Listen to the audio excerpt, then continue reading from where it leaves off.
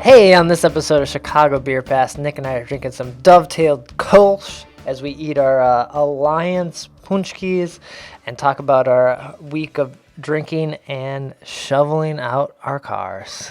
All that more on this episode. Here we are, hitting up events, drinking our way through Chicago beer, and trying not to miss a thing. Yeah, because, the cork popped out, boom, it flies like fucking 10 feet. We're like, yeah, let's do it.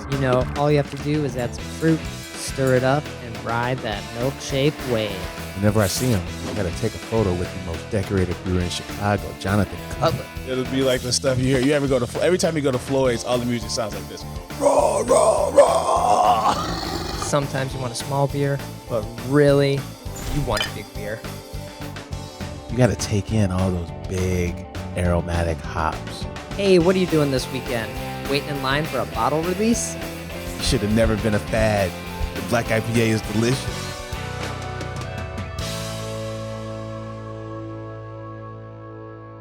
Hey, and welcome to Chicago Beer Pass. I'm Brad Chmielewski. Brad, what's up, man? I'm Nik White. And, it's Fat Tuesday. It's Fat Tuesday / what is it? What's after Fat Tuesday? Is it Ash Wednesday? Ash Wednesday, yeah. Okay. We got Paczkis and Kölsch. Seems like the way to go, right? Right on, man. Now, you introduced me to the rose flavored Paczki last year. Yeah. Which was new to me, and it's instant fave, the rose. Right, so we have the rose, and then we have the blueberry lemon. Oh, okay. So I think we're doing all right. yeah, I already had an apple, and then also had a chocolate ganache one. Yeah. Now, Paczki is plural. Yeah. If you got one, it's like a different. Paczkis? No. You can't have keys. They're keys. Loose keys, Paczkis. I got nothing because I can't pronounce how you say it with the other way. So I'm just glad. I'm just glad they're CZs. I'm just glad they're Paczkis, man. So. So I picked these up from Alliance. Definitely one of my favorite spots to get them. I've had them at a few others. Everyone's got their favorite Paczki location. For sure. And we got some fancy cups here from Dovetail. Mm-hmm. We got the little Kölsch cups. It's like a little beaker. Mm-hmm. So eating basically donuts and trying to do a podcast is not working. It's not working so far. First 90 seconds in. It's way too dense. We got some issues. But there's the Dovetail crest on the beaker, and the Dovetail Kölsch. Mm-hmm. And then they have, when you get this little special 4-pack, you get 2 glasses, and the 4-pack comes with the crest style Kölsch glass or can. So it's a little different than their just default yellow sticker can. Now it's Kölsch served in a traditional 200 milliliter Stange glass, if I'm saying that right. So that's what this is. Okay. I don't want to keep calling it a beaker. It all looks like that. What's the name of this glass? Usually 6.8 ounces, these little glasses. Man, they're so cute. They're super cute, but at the same time, if you're at home with these glasses, it's kind of annoying. They're just bigger tasting glasses, right? Yeah. You're going in 2.5 times if you got a 16-ounce can. Right. So that seems like a lot of work for the can. I'll just drink it out of the can, right? I mean, but it's not as fun. You can't admire the clarity of the Kölsch. True. It is beautiful looking beer. Yeah. Fantastic. Just a little perfumey, not too much, and just easy and slightly bitter and delicious. Mm-hmm. I think it goes well with the Paczkis that sort of just washes away. It's almost like drinking water. Nice refreshing taste. And these were pretty. Oh, these were canned in November, so it's been a little while. But the beauty of that style. Now, we were saying this a couple weeks ago. I didn't realize that a Kölsch, it was not a lager. It's because it uses ale yeast, and it's just it's conditioned like a lager at cold temperatures, but it's not using lager yeast. I have to admit, I didn't fucking know that, Brad. Right, so it's a lager that's an ale. It's a hybrid, yeah. Yeah. So that's cool. And then, because who's making a Kölsch? Well, Metro obviously has a Kölsch. Mm-hmm. I want to say, I might be wrong, but wasn't Goose Summertime a Kölsch? They don't make it anymore, but It was a Kolsch, and then it became just a summer ale. Like, it Yeah, wasn't. I think they stopped calling it a Kolsch. It came back. I thought it came back. yeah, Yeah. it's hard to keep up with. With the name, not the name changes, but all the changes in the graphics on the cans. It's like I don't fucking know what's what anymore. I know there's no honkers. Is there honkers out there making honkers here yet? No, I don't think so. They need to have honkers. But I don't know. Like, something about eating Paczkis and drinking Dovetail Kölsch feels very Chicago. Oh, dude. Like, I don't know. Like, do we get more Chicago than that? Guess we had, like, what are we missing? We're missing something. I guess we were drinking old style maybe, but this feels like, we had some tavern cut pizza. We over need in some the corner pizza. there. But I don't know. This beer is great. And I know we've had our first time we dove into the Dovetail cans, we weren't feeling them. But these are great, and I also picked up the lager. It's called lager. And There you go. that one is tasting great. I think I have one can left, and it's basically everything I want at night when it's like after work. It's like, all right, like 5 o'clock, let's just do this now and wrap up the day or whatever. You got the 4-pack, but 2 of these cans are red. Right, with that's the crest what on it. That's what I was saying. You get 2 of the Crest style cans, Oh, okay. but I believe it's the same beer. Yeah, I mean, it says it's the same. Yeah. Dovetail, love your city. Those two guys, I've been on that tour before. They have they went to the Bavarian hillside, and they have their water tank is an actual copper tank from like Weinstefanen, like the world's oldest brewery. They found it split in half. They had it shipped over just so they could use it as a water tank, and they replicate different water temperatures and like flavor profiles with they got machinery that adjusts the water so that water can replicate from Cologne if they're making this style, or just straight up American Chicago tap water if they're making another style. Okay. That's the first time I've seen that, where you're like, hey, we got this machine that replicates water from different parts of the world. Mineral makeup, that sort of thing. And they have a cool ship. They do have a coal ship upstairs next to their barrel room.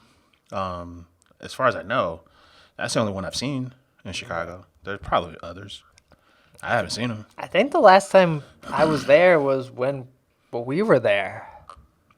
Or no, the last time I was there was. Well, you went for these. And Oh yeah, but like to actually like hang out and drink there. we hung out and we had a little booth by the window. Yeah, did we go upstairs too, or maybe that was a different? Maybe there was another time I went there, but yeah, I don't know. I kind of miss hanging out there. Yeah. And the Guile, because you got to do them both like back to back. Having that 1-2 step, yeah, popping in after work for a pair at both of those. I wouldn't mind doing that again. Yeah. When I did pick these up from Dovetail, I did go over to Beguile and get some beers there as well. Ducks. Beguile, home of the stouty beers. Yeah, Ducks Fly Together. It's dry hop American lager, and it's good. Okay. And their cans are fun now because they have sort of like Tall Dovetail. boy? They're tall boy, but like Dovetail does, they write them like vertical, and they make for some like fun pictures that look different. Well, because we nice. need that. We're posting like every single day. I know. So we need that. All these pictures look the same. A beer next to a glass. How many different ways can I show this? Yeah. Oh man, I was a little bit in a funk, but these glasses are making me do the shimmy. Okay. Nice. I'm a little happier. I mean, fancy cups, man. I'm a simple guy. You put a fancy cup in front of me, I'm like instantly I know, happy. and then you also you brought us other fancy cups, right? Yeah, man. From the good folks at the Revolution, care package of Freedom Session Sours, man. So they came with some limited glassware, and we might have talked about the Session Sour pack before. They're all 4.5%. They're nice, right? Oh, those are nice. 4.5%. Let's see if we can name them all. There's the Freedom series, so freedom of speech, freedom of expression, freedom of press, and freedom of assembly. Okay. And, I've only had expression and speech. Yeah. Oh, may I have press? Freedom of Expression was the I Am Craft Beer one. Okay. That had that. So, honestly, and we could take these out and look at them, but the cans, I get it. You have to brand the can. The can looks just like the box. Okay. It's got the eagle, and then it's got a smaller replica of the talon grabbing whatever fruits in the beer. But on the Tallboy cans, it had this deep colors on them, the deep colors and that huge talon and the huge thing of fruit. It just looked cooler on a big can. So these look more like almost Fist City kind of cans, Yeah. right? Like a little more white and plain. It's not the darkest color isn't the most dominant color. There's more white on the cans, yeah. Okay. So, which I get it. You had to do that if you're branding it and making it. I wouldn't want, what is it? I wouldn't want 12 tall boys, but in the 12-ounce variety, I mean, I've been drinking them a lot lately. They just kind of work. Yeah, 4.5%. That's kind of nice. Kind of like makes you wish for summer. Like we're drinking this 4.6 beer, and we're buried in isn't it like 3 feet of snow? It's fucking bullshit, man. It's a lot of snow. I'm so sick of this shit, dude. I'm so sick of this Usually shit. it's March when everyone's sick of the winter, but Yeah. it's hitting everyone pretty hard here in February. What are you gonna do? This is why we live here. Wow, but the summer's gonna be so great. I guess, as long as the beaches aren't closed, and I was drinking a Rosa I found in the back of the fridge. Were you now? But That's your favorite. All right, I wasn't drinking it. I had like 2 sips, and every time I'd be like, ugh. It falls apart after like the third sip. It falls apart, man. Honestly, I picked it one because I wanted to feel like it was summertime, and because I didn't want to open something else that I knew I'd feel mildly bad about dumping out, because it was like, I don't know, 10, 11 o'clock. I still had some stuff to do, and I was like, I just need something else that's not water right now. Mm-hmm. And I was like, I was drinking Rosa. And every time Maeve would hear me go, ugh. As much shit as we talk about Rosa, and we do talk a lot of shit about Rosa, it's the precursor to what I think they got right with the sour stuff. Yeah, I think the sours are right. And I was thinking about Rosa as I was drinking it. Many thoughts, but I was thinking this beer probably failed this year, like real hard. I know people love that beer, but that same group, there's a group of people that like that beer. There's some Rosa enthusiasts out there. But the group of people that like that beer probably went to the Claw. And without like backyard fun or beaches, Restaurants. I don't know if Rosa sold that well, and people would have been like, well, I'll just pick up one of these seltzers and be at home. Like, the Revolution, they throw stuff at the wall a lot, and if it doesn't work, they'll tell you in a minute. Like, they had a Kölsch. It was, Ghost Ride. Yeah. And they're like, hey, there's a couple groups of old men out here that really dig this beer, but overall, they're now at Dovetail. They all went to Dovetail, so we quit making it, right? So I mean, they're quick to like, hey, we will adjust if the shit's not working out, and they're transparent. So I'm kind of curious if we ask them, like, hey, where does Rosa rank in your annual sales? I feel like they would give us some insight. I was just feeling as I was drinking this beer probably didn't work this past year very well for them. Like and it probably sucked because they had planned for it to work. They probably bought a lot of cans, so they had to like a bunch of those Rosa pens, like for your lapel. Yeah, so they probably had to roll it out pretty hard just because they had to, and so. Oh, they were missing. If they'd have put it in this little fancy cup with the crest on it. Yeah. And give you hit it with 6.8 ounces. There you go. I think Rosa has a different story to tell at that point. So. Nice. So yeah, we got the sours. Did you pick up anything else? You drink anything else fun What this did week? I do, man? No, drank a bunch of sours, and then I didn't. It was guilt free, Drank a little. They were guilt-free? They were guilt-free. Like, you get up, you can have one, make some breakfast. Because usually if I wake up on the weekends and I have a beer with breakfast, that leads to another beer, and then if that's 2 APAs, I'm ready to kick my feet up and maybe, doze off on the couch and watch something. But not with these, I can still enjoy my day and not be all drowsy. Okay. But I talked to Andy Crouch this weekend, man. What is Andy Crouch's name? Well, he's a Chicagoan that moved to Boston, and he does a show with John Hall, no relation. His name's Holl. Okay. So they got this show called The Beer Ed. So I talked to him for a couple hours this week. Nice. And he was talking about all his favorite Boston spots, and I think he was just trying to figure out, like, hey, what's going on in Chicago? What's the pivot? What are you drinking? Where are you drinking it? How is the crisis there? So he's just going around hanging out with folks, just trying to see how the pandemic shifted drinking culture. Yeah, so that was fun because I met him maybe like 10 or so years ago, maybe like that Dark Lord Day or something. And I know he's a lawyer by day, but I think he wrote for like Beer Advocate at one point, and he's always he's a noted curmudgeon on the beer Twitter. So that was fun. I mean, when it was on Zoom, so I got to hang out. It felt like I was hanging out with him. How do you feel like drinking in Chicago has changed, or what do you think people are doing differently? Man, I think what I was saying was, because I talked about our show, and I talked about how Nice job. You gotta plug it. I talked about how I didn't expect to be surprised. I was surprised at how often I got excited about the classics. Okay. Like if you bring in like a Bell's, you brought in a brown ale at one point, or like really it's part being excited about the classics and then just having a low tolerance for new shit. So if I got this new beer with all these adjuncts in it, and by the third sip, we're dumping it. I'm at home, I'm stressed out. I just want something to move me out of that space. Yeah. So I'm not gonna fuck around with some new shit. If I don't like it, I'm dumping it. So you find yourself just gravitating towards, where's the Claire's Thirsty Ale? Or the Session Sours, Yeah. Or like, I think we talked about Hop Slam.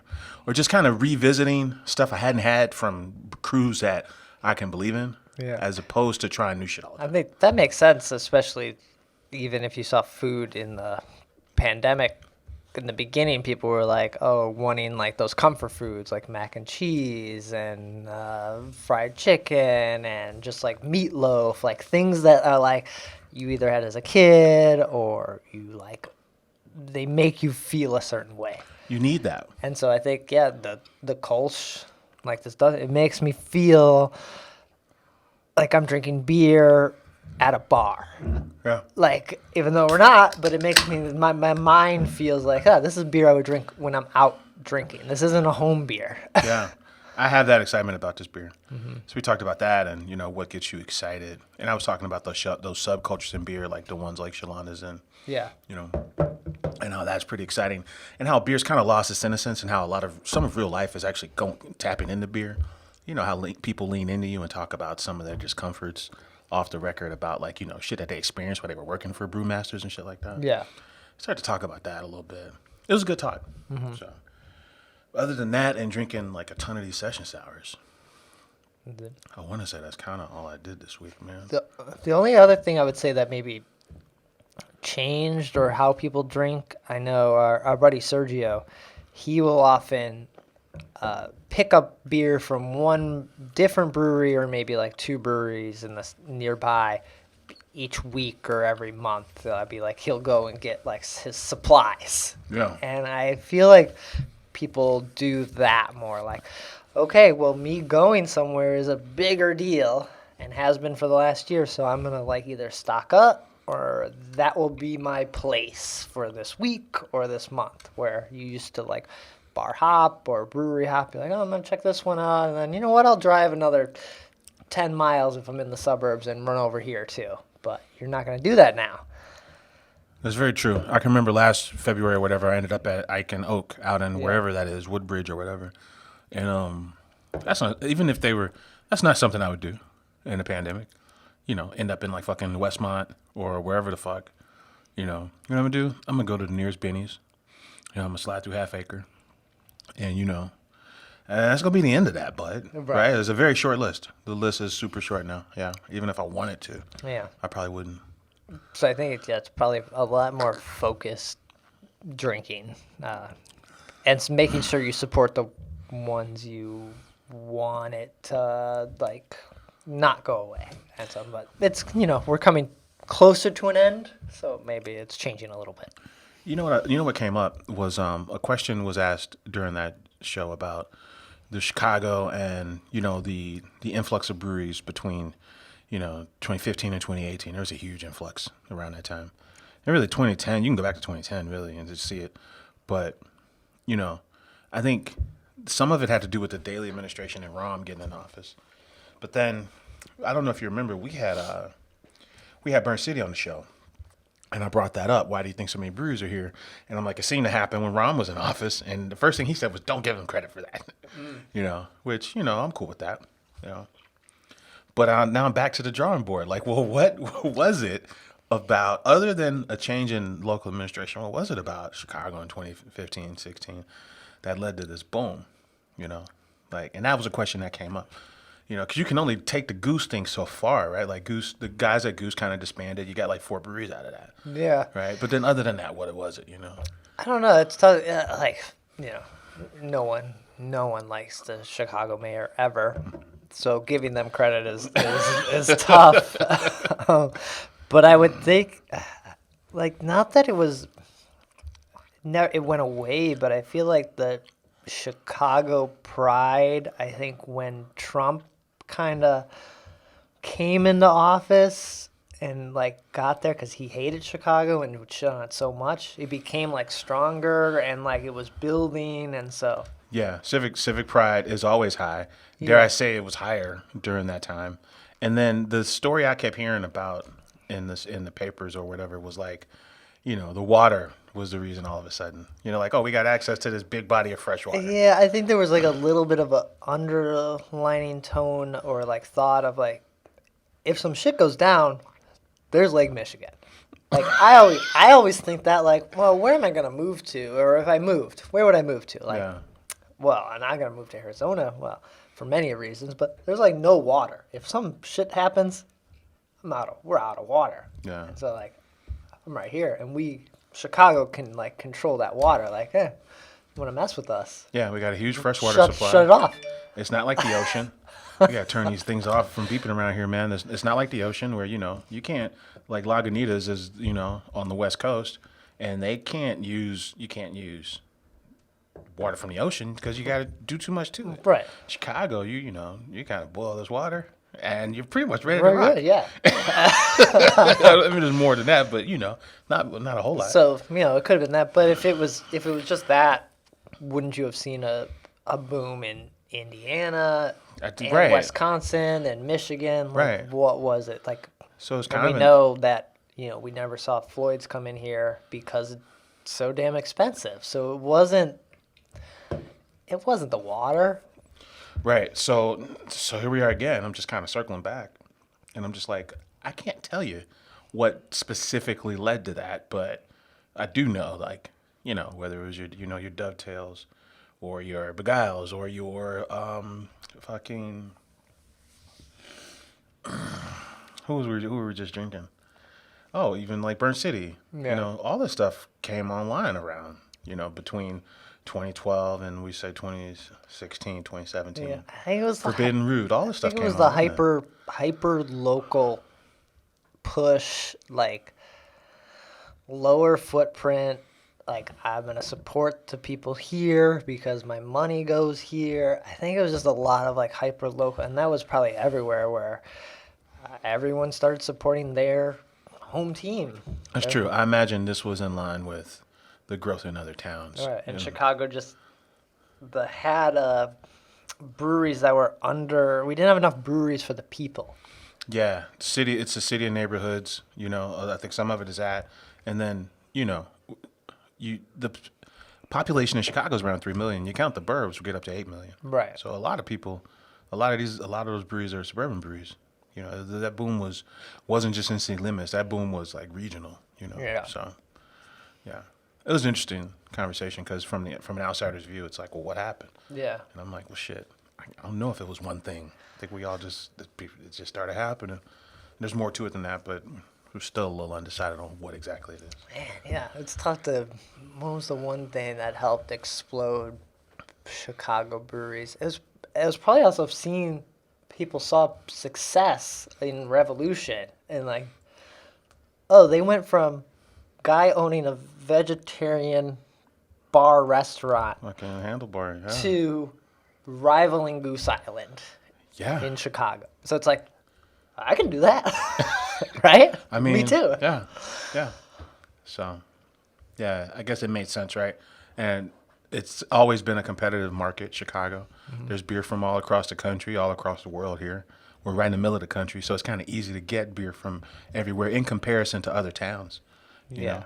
So, if you see that, right, and you see how competitive it is, and all these outsiders are coming in, you know, it's like, hey, I make a killer IPA. I can get this shit cracking for the 6 blocks surrounding me. I can do this. There's an old movie theater right here. Let's fucking go. Right? And maybe it was also the amount of the space and buildings, the people, buildings. You want to say gentrification or just like. It's not like I use Detroit as the example all the time. How people in Detroit for a long time, and it's different now because, you know, the basketball team and the football team all play downtown now. But at one point, you know, Detroit was under like 200,000 people. It was a town of 1 million, dropped to 200,000 because people fled for the burbs. When, you know, in the early 2000s, I go to a Pistons game. The Pistons played in Auburn Hills. It's 40 miles away. Imagine the Bulls playing in fucking Lake Forest or some shit. Right, yeah. Like, you know, but so the point is, like, neighborhoods in Chicago never got like that. Neighborhoods were always changing. And They kind of change. just constantly evolving. So with that, new businesses in general, beer's going to be part of that. Yeah, people may talk about people leaving Chicago all the time, but there's people coming back all the time and people that love to support their neighborhood. So Yeah, that's an interesting thought. I don't know. yeah, but that was good. That was a good talk, though. But you bring up those breweries, and one that you mentioned was Forbidden Root. Oh yeah, man. 5 fucking years. No way. No way. I am thoroughly surprised by this, man. Yeah, I was flipping through my February picks, and I just do an all-time February, you know, scroll, and I saw that it was today that they had their ribbon cutting ceremony at Forbidden Root, you know. So that kind of caught me off guard. Forbidden Root is on Chicago Ave, and apparently, you know, it was one of those spots where they weren't giving out additional liquor licenses on that block of Chicago Ave. So Chicago and Damon, right across the street from a killer boot shop. That's where I get all my boots from. East Village. Oh, but yeah, they lifted the moratorium. And yeah, I'm kind of surprised that it's been 5 years already. Randy Mosier, who was on, well, we all know Randy Mosier. Yeah. He was the alchemist of that project. And that their brewmaster was the root master. We did the show there. Yeah, I know. And that was a good show. 2018. That was a really fun show. Yeah. They have amazing burgers still. Their new candid line design is, you know, subpar in my opinion, but Zoller I've seen say he likes it. So. Oh, that's the one with it's a circle, and in the circle there's an F and an R underneath it. Yeah, it could basically say beer. I took some clip art and searched beer.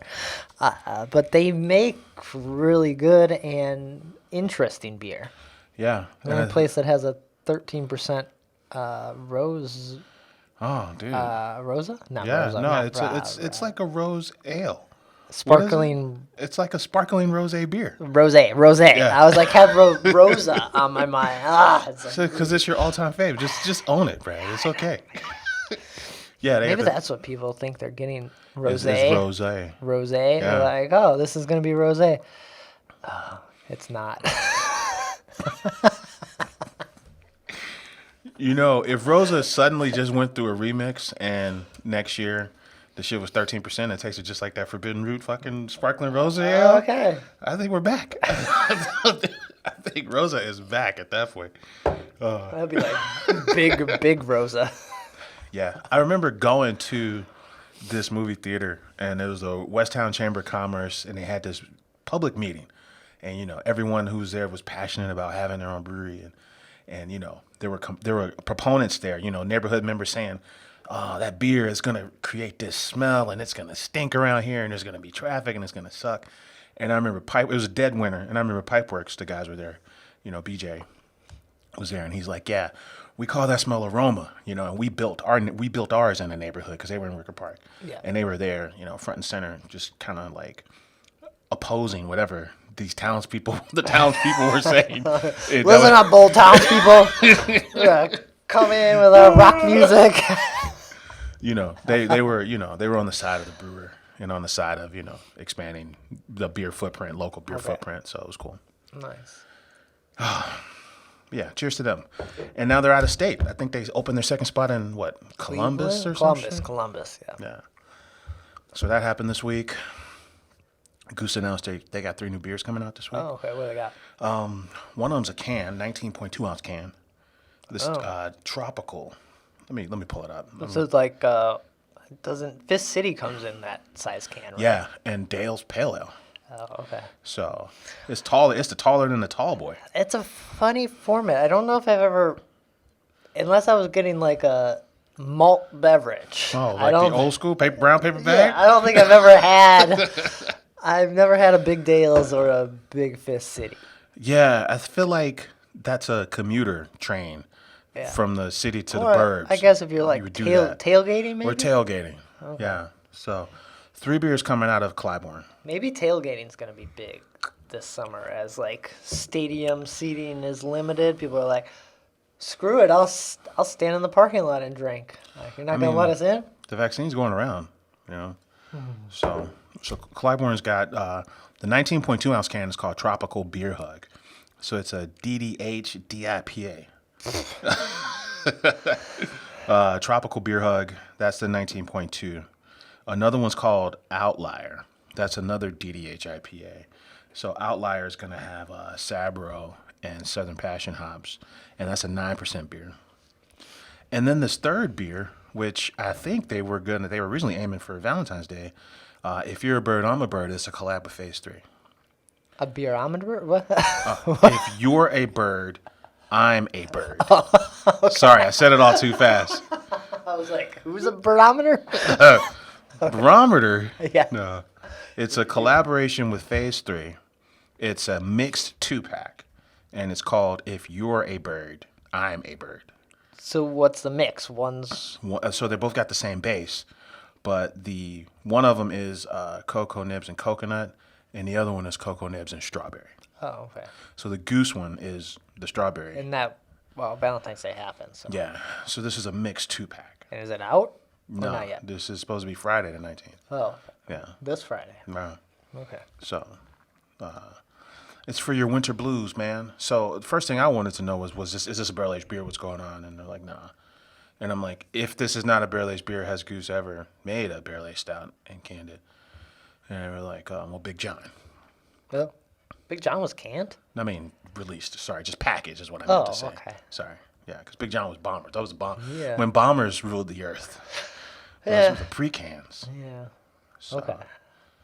Yeah. I wonder if is this the test? Maybe we'll see. When do you think we'll see Bourbon County in cans? That's too. And Night Stalker. Yeah. That's too. I don't think they would do it, right?